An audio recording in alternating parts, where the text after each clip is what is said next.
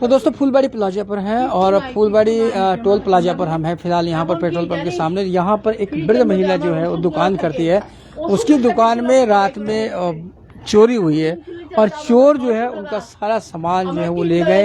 इनकी दुकान में जो भी सामान रखे थे वो सारे ले गए। वृद्ध महिला किसी तरह अपना गुजारा कर रही थी छोटी सी दुकान चलाकर। उससे रात के वक्त में यहाँ पर चोर जो है वो आते हैं और पीछे से ये तोड़कर इनका सब कुछ जो गैस सिलेंडर था, दुकान के जो सामान थे, ठंडा वगैरह था, वो सब चोर ले गए हैं। हालांकि पहले टोल प्लाजा था तो रात में यहाँ पर बता रहे हैं कि टोल प्लाजा था तो रात में भीड़ रहती थी, यहाँ पर हमेशा आदमी रहते थे। लेकिन अब टोल प्लाजा चूंकि बंद हो गया है तो यहाँ एरिया सुनसान हो गया है, यहाँ पर गाड़ियाँ अब नहीं रुकती है और ऐसे में चोरों को सहयोग मिल गया और चोर लोग यहाँ पीछे से तोड़कर यहाँ पहुँचे और यहाँ से इनका सारा सामान ले गए। देखिए ये महिला बात करने की कोशिश करते हैं। আমি আজকে 10 বছর থেকে এই দোকান করি, কোনোদিন কিচ্ছু হয় নাই, এই আজকে এরকম হইলো। আমি কি করে খাবো? আমার খাওয়ার রাস্তা নাই, আমার চলার মতন কেউ নাই, আমাকে ভাত দেওয়ার মতন কেউ নাই, আমার কেউ নাই, আমার এই যে সংসার চলে আমার কিচ্ছু নাই। আমার দুইটা সিলিন্ডার ছিল, দুইটা সিলিন্ডার, হাঁড়ি পাতি বাসন খোড়া, রান্না করার চাল ডাল, ডিমের কার্টুন, দুইটা ভর্তি ডিমের প্যাতা ছিল, ওগুলা সব বান্না ঠান্ডা সব নিয়ে গেছে সব। এইটা পান দোকান, পান দোকানের ঠান্ডা জল ফল, গুটকা সিগারেট বিড়ি সিগারেট থাকে সব, একটা কিছু নাই।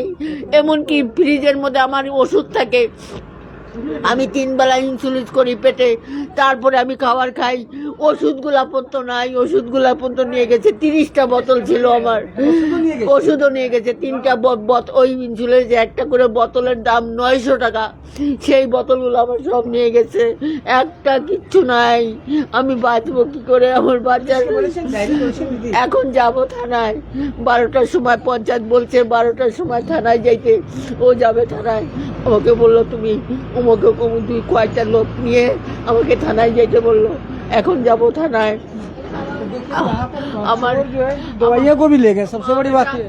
মায় বেটা দুইজনেই এই দোকান কোনো রকম করে করি, 10 দিন করি, 20 দিন বন্ধ থাকে, আমি বিছনায় থাকি, মেডিকেলে ভর্তি থাকি।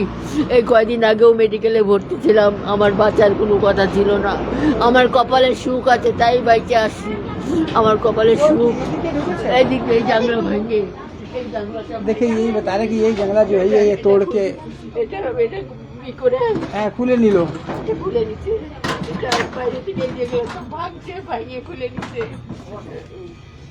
देखिए यहाँ से है, बता रहे कि इनके 2 गैस सिलेंडर थे, यहाँ बगल में दुकान है, दुकान में जो सब सामान था वो सामान भी सारा यहाँ पर चोर ले गए हैं। ये बुजुर्ग महिला शुगर की पेशेंट है, किसी तरह अपना गुजारा कर रही थी यहाँ पर ये लोगों को खाना खिलाकर। और মারা গেছে পর থেকে আমি এই দোকান করি, আমার কিছু করার মতো ক্ষমতা।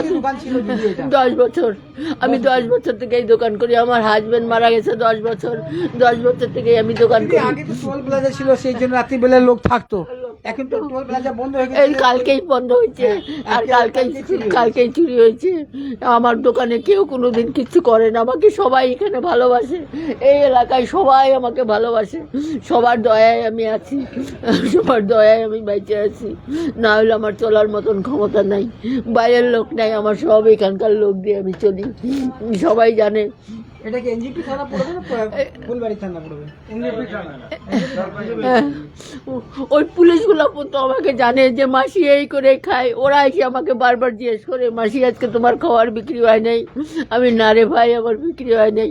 ওরা বলে কি করে চলবো মাসি, তুমি এরকম, তোমার ছেলেটাও কাজ করে না।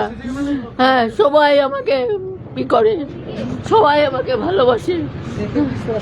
ঘটনা যে এর আগে এরকম চুরি হয়েছে কোনো? এখানে তো আগে তো হয় নাই, এটা তো আমাদের পাম্পের পাশে। আজকে সকালবেলা ওর ছেলে আসছে আমার কাছে, বলে কি লালনদা অল্প আমাকে মার ফোন লাগায় দাও, আমার দোকানে গ্যাসটা চুরি হয়ে গেছে। তা আমি আসলাম, ওর সঙ্গে সঙ্গে ঢুকলাম ওর দোকানের ভিতরে, তো দেখলাম গ্যাস টেস নাই, জিনিসপত্রগুলা উল্টা পাল্টা করা আছে, ফেলানো ছিল।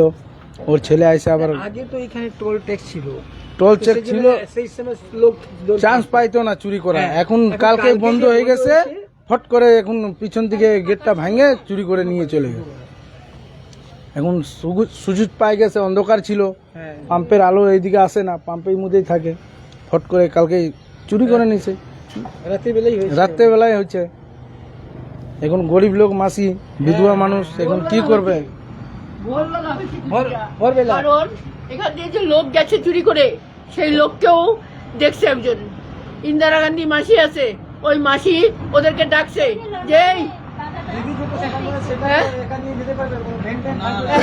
ওই মাসিও যাবে থানায়, যে দেখছে ওকে, ও পুরা মানে ওনারই যে আমি থানায় যাব, আমি বলবো।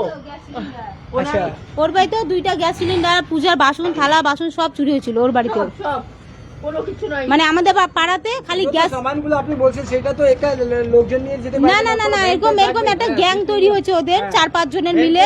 নিয়ে যাবে। হ্যাঁ হ্যাঁ, 4-5 জনের। সিলিন্ডার কাকিমা বলছে মানে আমার মার 2টা সিলিন্ডার হচ্ছে, আবার আমাদের পাড়াতে, পিছনে তো আমাদের পাড়াতে 4টা-5টা বাড়িতেও গ্যাস সিলিন্ডারই চুরি। হ্যাঁ, খালি গ্যাস সিলিন্ডারই চুরি করতেছে। গ্যাস সিলিন্ডার, পূজার বাসন, মানে যা যা জিনিস পায় ওগুলা, খাওয়ার জিনিস টিনিস সব चोरी করে নিয়ে যাচ্ছে। ওরা देखिए यहाँ फूलबाड़ी के इलाके में चोरी की घटनाएं बढ़ गई है और ये चोरी की घटना कल रात भी घटी है। जैसे ही टोल प्लाजा बंद हुआ, इलाका सुनसान हुआ, रात में चोरों ने अंजाम दे दिया। और ये वृद्ध महिला जो शुगर की पेशेंट है, किसी तरह ये छोटा सा होटल चला के गुजारा कर रही थी, छोटी सी पान दुकान है, और उसी में रात चोरों ने सेंधमारी की और इनका जो सारा सामान था, बर्तन थे, 2 गैस सिलेंडर थे, दुकान में जो सामान रखा था, ठंडा पानी, यहाँ तक कि इनकी जो शुगर की दवाइयाँ थी वो भी चोर लेके चले गए। तो ये बड़ी ही दुखद बात है और ऐसे में बढ़ती हुई चोरी पर पुलिस किस तरह से लगाम लगाएगी, ये देखने वाली बात होगी। तो बने रहे खबरों पर और देखते रहे खबर समय, हर समय।